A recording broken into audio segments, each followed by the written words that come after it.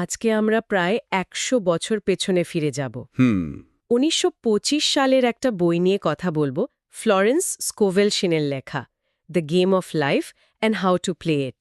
Right. আর বইটার মূল ধারণাটাই কিন্তু খুব ইন্টারেস্টিং। হ্যাঁ, যে জীবন কোনো যুদ্ধক্ষেত্র নয়, বরং একটা খেলা। ঠিক তাই। আর যে কোনো খেলার মতোই এরও কিছু নিয়ম আছে।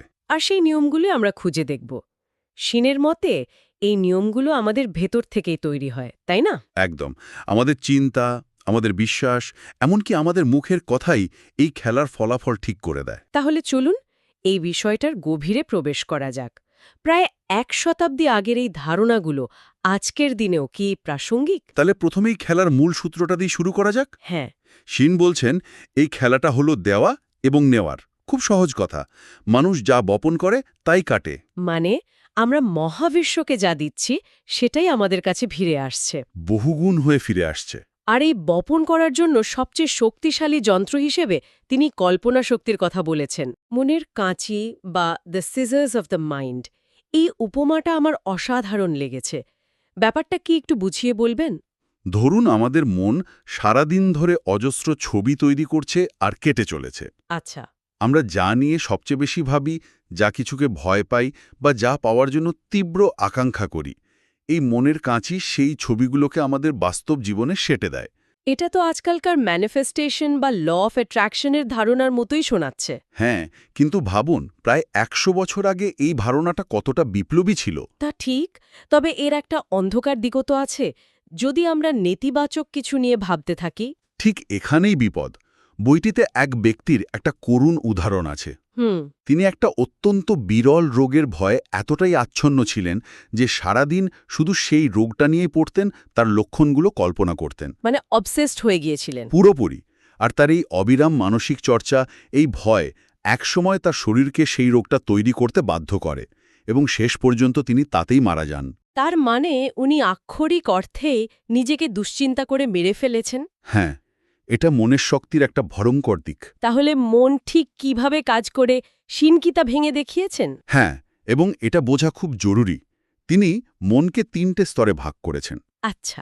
প্রথমটি হল অবচেতন মন বা সাবকনশিয়াস মাইন্ড।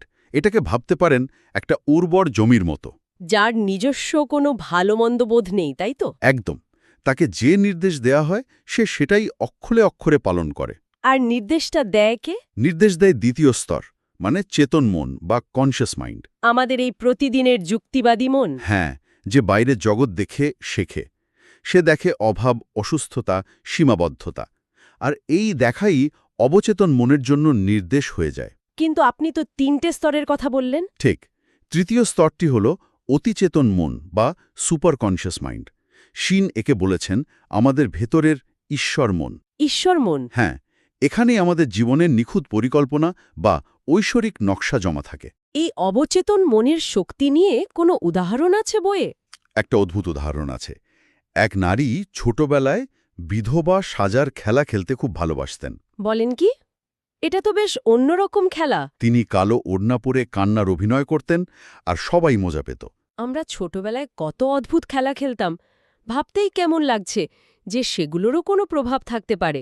তারপর কি হলো? বড় হয়ে তিনি তার ভালোবাসার মানুষকে বিয়ে করলেন, কিন্তু বিয়ের কিছুদিন পরেই তার স্বামী মারা যান। কি সর্বনাশ! এবং তাকে বহু বছর ধরে সত্যি শোকের পোশাক পরতে হয়েছিল। তার শৈশবের সেই তীব্র আবেগ দিয়ে খেলা কাল্পনিক ছবিটা তার অবচেতন মনে এতটাই গেঁথে গিয়েছিল যে বাস্তব জীবন সেই চিত্রনাট্যকেই অনুসরণ করেছে। ঠিক তাই। অবচেতন মন ঠাট্টা বা খেলা বোঝে না, সে শুধু ছবি আর অনুভূতিকে চেনে। তাহলে শুধু কল্পনা নয়, আমরা যা বলি সেটাও কি একইভাবে কাজ করে? শিনের মতে কল্পনার মতোই শক্তিশালী। তিনি বাইবেল থেকে উদ্ধৃত করেছেন, তোমার কথা দিয়েই তুমি ন্যায়বান প্রমাণিত হবে এবং তোমার কথা দিয়েই তোমার নিন্দা করা হবে। অর্থাৎ আমরা আমাদের কথার মাধ্যমেই নিজেদের জন্য আইন তৈরি করি। একদম। বইয়ে এক মহিলার কথা আছে যিনি প্রায় বিরক্ত হয়ে বলতেন, আমি এই ঘর সংসার আর জিনিসপত্র নিয়ে ক্লান্ত, আমার যদি একটা ট্রাঙ্কের মধ্যে থাকার ব্যবস্থা হতো। মানুষ তো হতাশায় বা মজা করে কত কথাই বলে, তার মানে কি আমাদের সব কথাই আক্ষরিকভাবে সত্যি হয়ে যায়? না, সব কথা নয়। কিন্তু যে কথাগুলো আমরা বারবার বলি, যার সাথে আমাদের তীব্র আবেগ জড়িয়ে থাকে, অবচেতন মন সেগুলোকে নির্দেশ হিসেবে ধরে নেয়। ওই মহিলার জীবনে কি হয়েছিল? তার জীবনে এমন পরিস্থিতি তৈরি হয়েছিল যে তাকে সত্যিই প্রায় একটা ট্রাঙ্কে জীবন কাটানোর মতো অবস্থায় পড়তে হয়। তার মানে অবচেতন মনের কোনো রসিকতা বোধ নেই। একেবারেই না। তাহলে উল্টোটাও নিশ্চয় সত্যি, মানে ইতিবাচক কথা দিয়ে কি পরিস্থিতি বদলানো যায়? অবশ্যই। বইয়ে আরেকজন মহিলার কথা আছে, যিনি কমপ্লিটলি হতাশ হয়ে মাত্র $8 হাতে নিয়ে লেখকের কাছে এসেছিলেন। মাত্র $8? হ্যাঁ, তাকে পরামর্শ দেওয়া হয়েছিল তার ভেতরের কণ্ঠ বা সজ্ঞা অনুসরণ করতে। ইনটিউশন। হ্যাঁ, ইনটিউশন। তার মনে হচ্ছিল তার নিজের শহরে ফিরে যাওয়া উচিত, যদিও তার যুক্তিবাদী মন বলছিল নিউ ইয়র্কে থেকে কাজ খুঁজতে। কারণ তার শহরে তো শুধু অভাব আর সীমাবদ্ধতাই ছিল। এটা তো একটা কঠিন সিদ্ধান্ত। খুবই কঠিন। একদিকে যুক্তি, আরেকদিকে শুধু একটা অনুভূতি বা হাঞ্চ। তিনি কি করলেন? তিনি সেই অনুভূতিকেই বিশ্বাস করলেন, বাড়ি ফিরে গেলেন এবং সেখানে এক পারিবারিক বন্ধুর মাধ্যমে অলৌকিকভাবে হাজার হাজার ডলারের একটা অপ্রত্যাশিত সুযোগ পেয়ে গেলেন। অবিশ্বাস্য। এই যে পদক্ষেপ নেওয়ার বিষয়টা, এটাই তো খুব গুরুত্বপূর্ণ। সিনেকে বলছেন সক্রিয় বিশ্বাস বা অ্যাক্টিভ ফেথ। একদম। বিশ্বাসকে কর্মের মাধ্যমে প্রমাণ করতে হবে। মানে শুধু মনে মনে বিশ্বাস করলেই হবে না। না, যেন যা চাইছি তা পেয়ে গেছি এই মনোভাব নিয়ে প্রস্তুতি নিতে হবে। বাইবেলের একটা গল্প আছে যেখানে ৩ জন রাজা মরুভূমিতে জলের অভাবে পড়েছে। নবী এলিশা তাদের বললেন, উপত্যকায় অনেকগুলো খাদ খনন করো, অথচ আকাশে মেঘ বা বৃষ্টির কোনো চিহ্নই ছিল না। অর্থাৎ জল আসার আগেই জল ধরার জন্য প্রস্তুতি। ঠিক তাই। এটা বিশ্বাসের একটা শারীরিক প্রকাশ। এটার কি কোনো আধুনিক উদাহরণ আছে? আছে। এক মহিলা নিউ ইয়র্কে এমন সময় অ্যাপার্টমেন্ট খুঁজছিলেন যখন একটা ঘর পাওয়া প্রায় অসম্ভব ছিল। আচ্ছা। বন্ধুরা তাকে আসবাবপত্র গুদামে রেখে হোটেলে উঠতে বলছিল, কিন্তু তিনি আত্মবিশ্বাসের সাথে বললেন, আমি একজন সুপারম্যান এবং আমি ঠিকই অ্যাপার্টমেন্ট পাব। কিন্তু শুধু আত্মবিশ্বাস থাকলেই তো আর, মানে আজকের বাজারে এটা কি বাস্তবসম্মত? খুব ভালো পয়েন্ট। শিনের দর্শন অনুযায়ী বিষয়টা এমন নয় যে সক্রিয় বিশ্বাস পরিশ্রমকে বাতিল করে দেয়। তাহলে? বরং এই বিশ্বাস এক ধরনের মানসিক অবস্থা তৈরি করে যা সঠিক সুযোগকে আকর্ষণ করে। ওই মহিলা শুধু কথায় বিশ্বাস করেননি। তিনি কি করেছিলেন? তিনি নতুন কম্বল কিনে এনেছিলেন, যেন তিনি নতুন অ্যাপার্টমেন্ট পেয়ে গেছেন। এটাই ছিল তার খাদ খনন করা। একদম। এবং অবিশ্বাস্যভাবে ২০০র বেশি আবেদনকারীর মধ্যে তিনি অ্যাপার্টমেন্টটি পেয়েছিলেন। এই যে সুযোগের কথা বলা হলো, অনেক সময় তো আমরাই নিজেদের সবচেয়ে বড় বাধা হয়ে দাঁড়াই। কোনো কিছুকে অতিরিক্ত প্রতিরোধ করে কি আমরা উল্টো সেটাকেই জীবনে আমন্ত্রণ জানাই? ঠিক। এই কথাই বইয়ের প্রতিরোধীনতার আইন বা ল অফ নন রেজিস্ট্যান্স বলে। মন্দকে প্রতিরোধ করো না, এর মানেটা কি? অন্যায় মেনে নেওয়া? না, অন্যায় মেনে নেওয়া নয়। এর মানে হল কোনো নেতিবাচক পরিস্থিতির সাথে মানসিক যুদ্ধ না করা। কারণ আমরা যা কিছুকে প্রতিরোধ করি তা আরও শক্তিশালী হয়ে আমাদের জীবনে জেগে দোষে। চীনারা বলে জল সবচেয়ে শক্তিশালী, কারণ তার কোনো প্রতিরোধ নেই। রাইট। সে পাথরের পাশ দিয়ে বয়ে যায়, কিন্তু সময়ের সাথে সাথে সেই পাথরকেই ক্ষয় করে ফেলে। এই বিষয়ে বইয়ের মইয়ের গল্পটা আমার খুব ইন্টারেস্টিং লেগেছিল। হ্যাঁ, এক মহিলা মইয়ের নিচ দিয়ে হাঁটতে ভয় পেতেন। কুসংস্কারের জন্য। হ্যাঁ, তাকে বোঝানো হলো ভয় পাওয়ার অর্থই হলো দুটো শক্তিতে বিশ্বাস করা, শুভ এবং অশুভ। কিন্তু শিনের মতে শক্তি কেবল একটাই, আর তা হলো শুভ। তারপর মহিলাটি ব্যাংকে গিয়ে দেখেন সেফটি ডিপোজিট ভল্টে যাওয়ার পথেই একটা মই রাখা।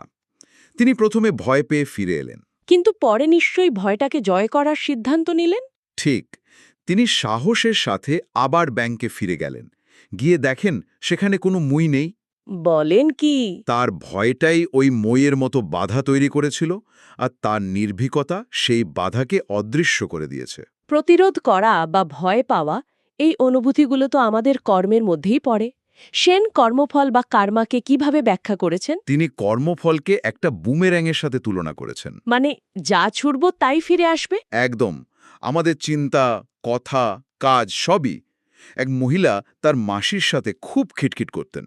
একদিন খেতে বসে তিনি মাসিকে ধমক দিয়ে বললেন, আর কথা নয়, আমি শান্তিতে খেতে চাই। তারপর বুমেরাংটা কিভাবে ফিরল? ঠিক পরের দিনই তিনি এক অত্যন্ত গুরুত্বপূর্ণ ব্যক্তির সাথে লাঞ্চে গিয়েছিলেন।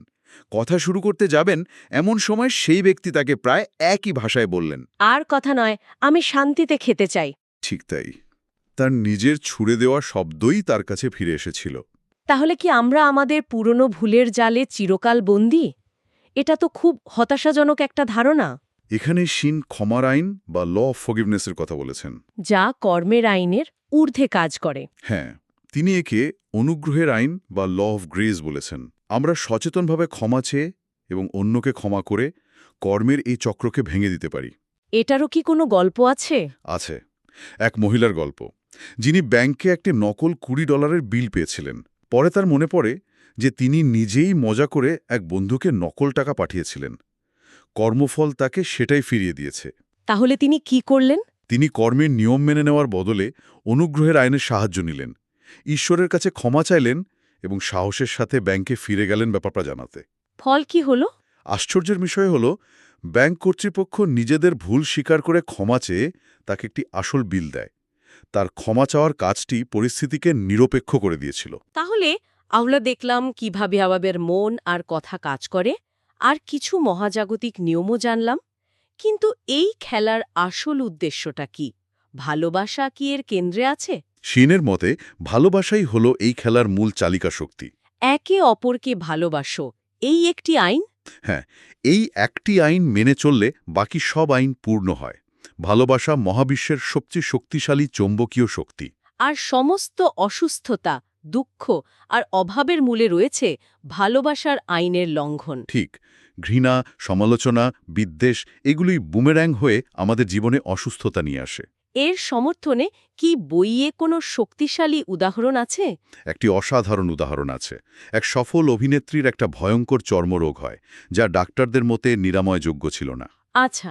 জানা যায় তার এক সহ অভিনেতা ঈর্ষান্বিত হয়ে তাকে একটা বড় কাজ থেকে বরখাস্ত করিয়েছিল। মহিলাটি সেই ব্যক্তির প্রতি তীব্র ঘৃণা আর বিদ্বেষে পূর্ণ হয়ে ওঠেন। যা হওয়াটা খুবই স্বাভাবিক। স্বাভাবিক, কিন্তু ধ্বংসাত্মক।